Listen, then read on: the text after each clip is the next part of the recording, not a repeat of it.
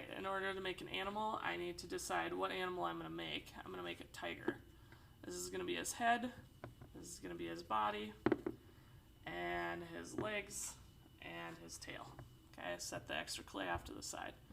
Alright, let's roll the head into a sphere or a ball. Again, rolling back and forth in the palm of my hand just to make the ball.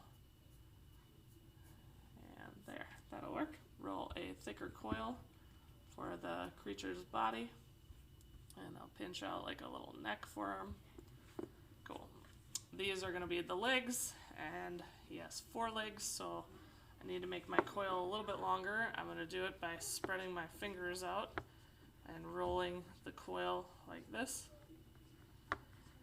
And then I am going to take and piece it into pieces like this. Attach them together and pinch like this. This will be the tail. I'm going to roll the coil to make the tail. I want it skinnier than the legs. And I'll pinch this, put it over here.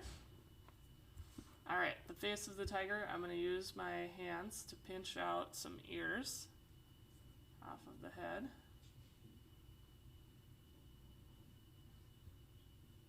There, and just kind of shape his head a little bit.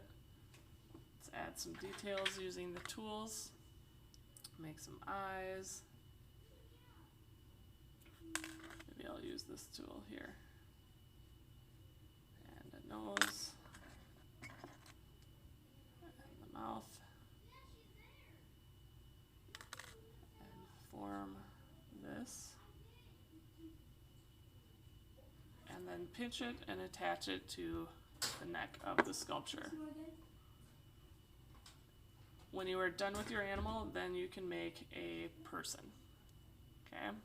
Add some details, use the carving tool, and double check your proportion. Look at it, one leg is way too long, so I gotta pinch that off a little bit here.